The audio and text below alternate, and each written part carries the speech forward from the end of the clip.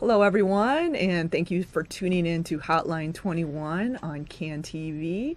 My name is Jenny Brandhorst, and I'm filling in for Susan Reyna Guerrero, our President and CEO. And with me this evening, I have Rachel Engram. Thank you, Rachel, for being a guest. Thank you. And before we hear more about Rachel's role at Beacon and the great work that she's doing, I want to put up some contact information and just a little bit about our programs and what we do at Beacon for all of you out there who are very curious. Beacon Therapeutic has been around since 1968, and we have 3 core programs. What we do is we have therapeutic day schools, 2 of them. We've got homeless outreach services and our outpatient clinic. We've got 4 locations, which I'm showing you right now on the screen. And we have a myriad of programs that we're helping many different people. So tonight we're going to focus on our intensive outpatient program. And there's a lot going on within that program, and I know Rachel is anxious to get started and tell us a little bit more about that. But before we do that, I'm going to run down real quick the list. Therapeutic day schools, we've got an elementary and a junior and senior high school. We do shelter outreach services. We have our CHIPPR program, which is helping children and youth get health insurance. We have our early Head Start program, our FACT program, our Family Homes program, our PATH program, our Little Intensive Outpatient program, our Intensive Outpatient program, and of course our Mental Health Outpatient Services. So, Rachel, that's a tongue twister. Yes, it is. And we've got a lot going on. And so without further delay, let's hear from Rachel Engram. Rachel, please, before we talk about the program, tell us a little bit about yourself. Well, I am a clinical social worker. I was one of the first to receive a dual degree in social work and early childhood development. I have been in the field for many years and worked with children from birth on up and their families as well. Great. And you're relatively new to Beacon. When Yes. did you start? August the 21st. All right. Welcome aboard. Thank you. And what brought you to Beacon? What enlightened you about Beacon's mission that made you think, I really want to be there. I want to be involved with that? Well, I've heard about Beacon throughout the years, and so it was time for me to make an advancement in my career to work with different populations in different settings, and Beacon just seemed like the best place to do it. I've always loved to work with children and families, especially young children that need help and parents that just needed more education and support in parenting, and Beacon was the perfect place to do that. And you are working with some young children, and Yes. with this program, the intensive outpatient program. Let's delve into that and tell us in detail about this program and what it means. Okay, well, with our intensive outpatient program, there's actually 2 programs that we have. So we use the term IOP, which stands for Intensive Outpatient Program. So we have the Little Intensive Outpatient Program, which is for children from 3 to 5 years old. In addition to that, we have the Big IOP, which is for children from 5 years old up to the age of about 18. Clever names. Yes, little and big. So with our Little Intensive Outpatient Program, with those 3 to 5-year-olds, we're dealing with a lot of children who have emotional issues, some of them stemming from homelessness, having chaotic households, not really knowing where they're going to lay their heads at night, which causes a lot of anxiety in young children. Some who've had experienced abuse, neglect, physical abuse or sexual abuse, and some children also who are just born with some additional anxieties and need help. Most of those children don't work in a regular traditional preschool or Head Start setting due to their aggressive behavior and their needy behaviors. So at Beacon, we're able to take those young children in, work on their emotional issues, and help to stabilize them enough where they can go into more of a regular setting as well. For our Big Intensive Outpatient Program, for our children who are school age, we focus more on the social emotional development. These are similar children as our Little Outpatient Program who have had, for various reasons, they've had some psychiatric hospitalizations, which means they had to be hospitalized because of psychiatric issues. They're not able to be serviced in a traditional educational setting. So they attend our day school, but then after day school, they come into our outpatient program, and we work on socialization with peers, regulating their emotions, learning how to manage their intense feelings, and then they're there for the afternoon with that focus in general. Now, there's a lot going on. Yes, This is it is. very intense, no pun intended, but there, I'm just curious, how many people are in this either program? I mean, that's a lot to handle for you as a manager and for the staff as well. Well, for each program, we are allotted 20 children. Okay. So in our little intensive outpatient program, we can have up to 20 children, and we have 4 units. And in each unit is 4 to 5 children with 1 therapist in the room. Okay. In addition to that, we have a support staff who's there who circulates throughout the milieu. In our big intensive outpatient program, we have room for 20 children, and we have 2 separate rooms based on age. Each room can handle up to 10 children with 1 therapist in each room, a supportive staff in each room, and then we also have a 5th person who is, again, our support staff who's there to help with their crises or they need additional assistance. And you touched upon some of the very special needs that the children have and are encountering and the different barriers that they're up against. How does that work when so many children have so many special needs and they're all together? Seems... It can be chaotic. I was going to say. Which is just the nature of the game. Okay. But generally what happens, and it does work out, is just like everything.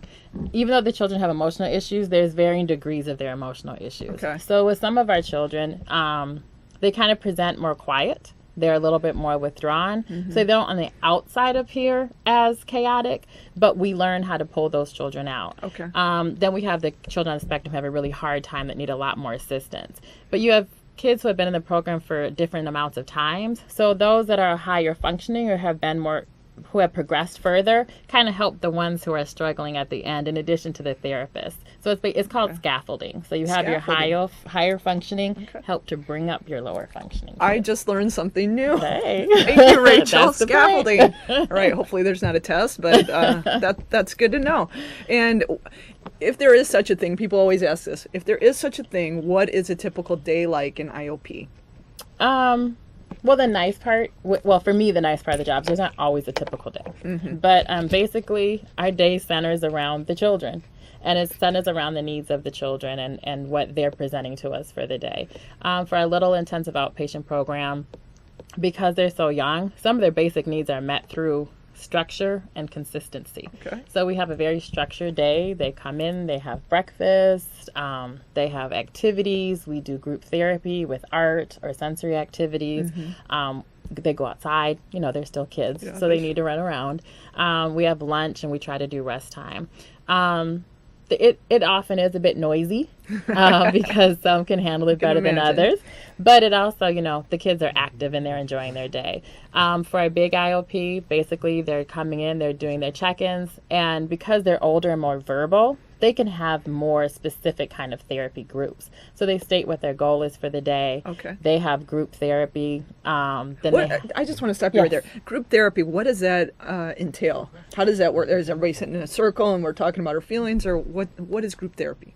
Well, in basic terms, yes. Okay.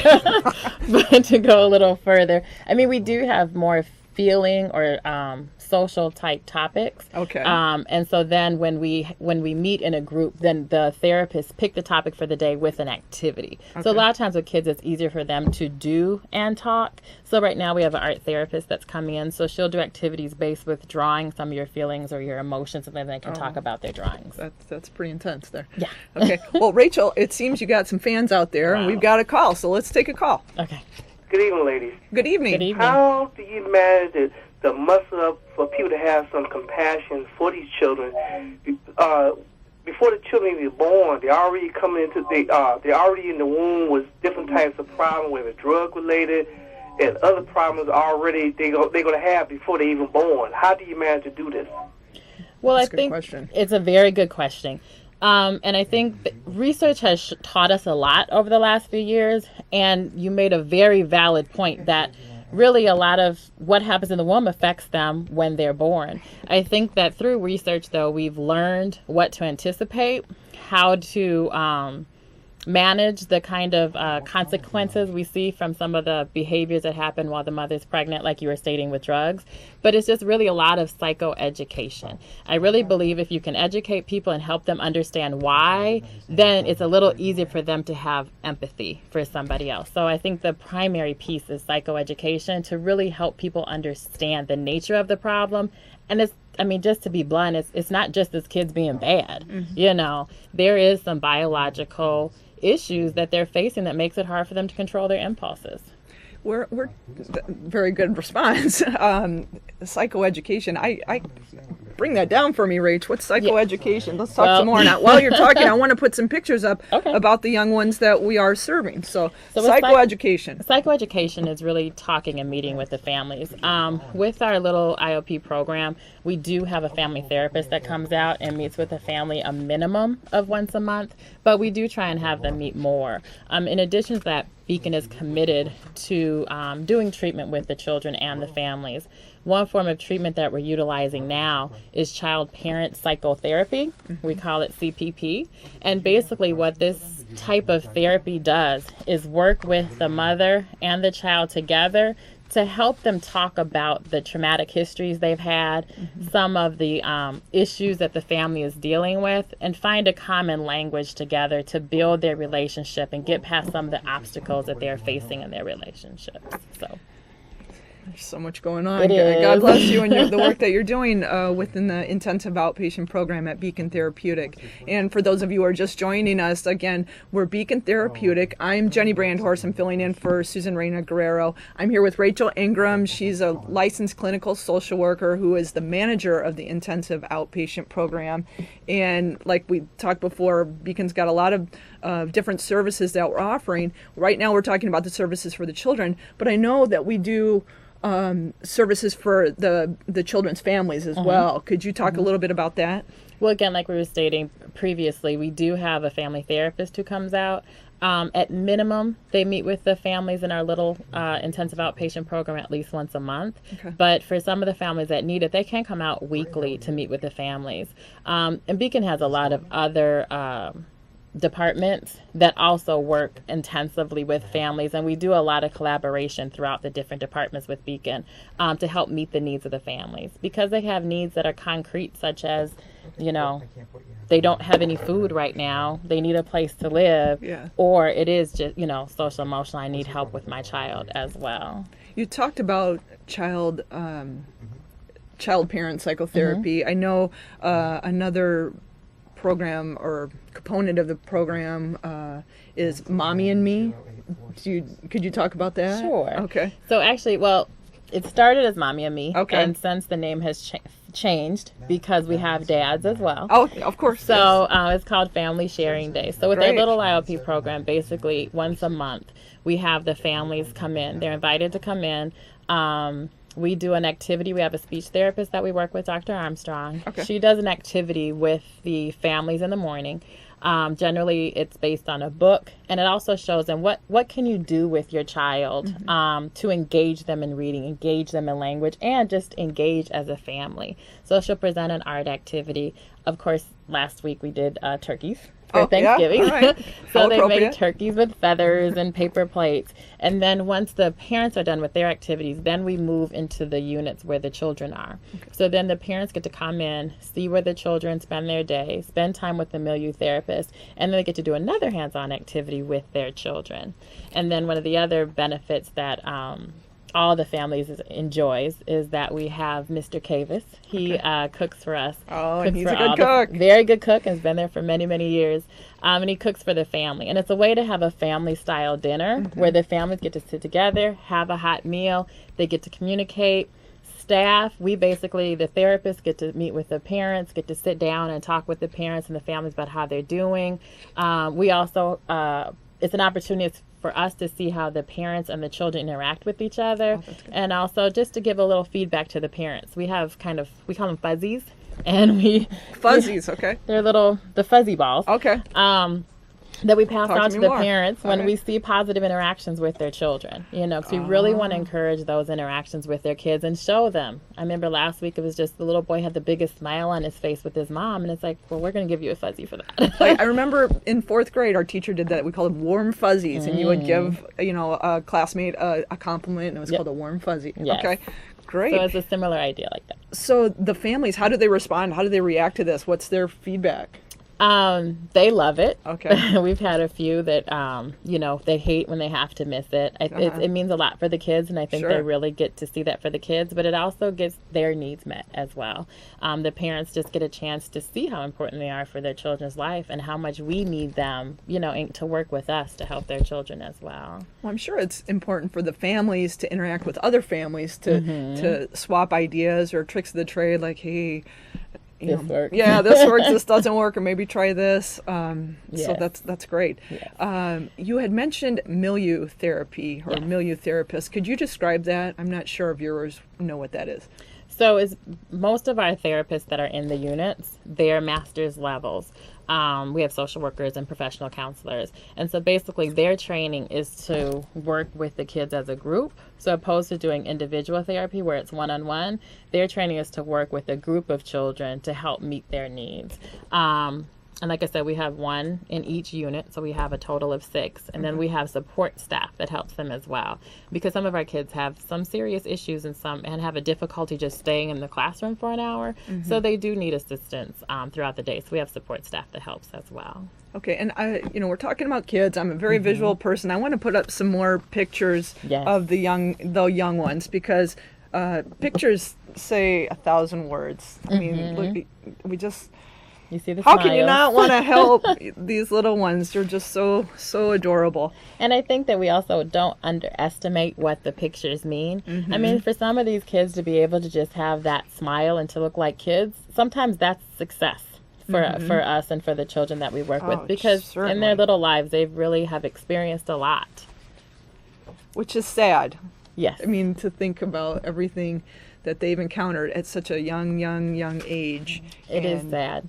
But it's also because they're so young and there is resilience that, research has shown that if we just stick with it and we keep helping them and helping their parents, they can do better. They can have more successes to get past all of this. They can and they will. Yes. And we've seen it happen. Yes, we have multiple times. And speaking of successes, I would like to know how do we measure success in this program? How do we, if it's even possible when you're dealing with the human being, to measure success? You said smiles, but certainly you're taking charting and writing down progress reports. Could you talk about that? I mean, basically when a family comes in, we come in and we do an assessment.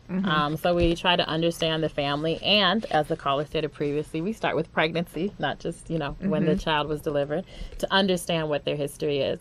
And then with that, we work closely with the parents, and depending upon the age of the child, we work with them about their treatment goals. What do you want to see? What kind of changes do you want to see in your child? And so through there, we have our objectives.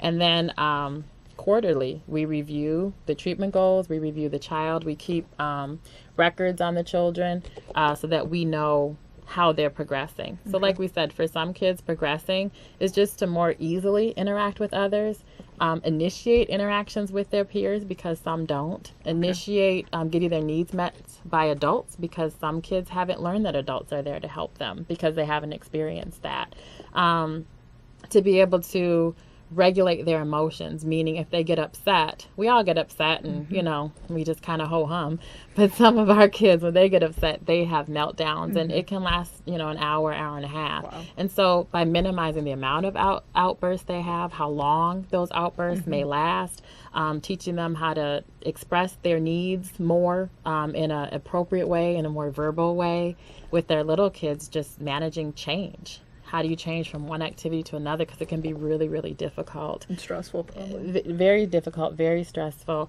Nap time is a time that can be triggering for a lot of kids, and helping them learn how to self-soothe themselves, by reading a book. I'm all for nap time. Well, yeah, I know. We can implement that too. But that must be tough too, to calm them down and, hey, we're all going to take a nap. And if you think about it, going to sleep can be scary. That's when your dreams come, and dreams are supposed to be your unconscious talking to you. It's true. And so for a lot of kids, they avoid that. So it's just to help them learn to relax themselves, even if it's just to read a book. I mean, that's a big accomplishment for some kids. That's great. Rachel, you're doing great work. You are to be commended, so is your staff.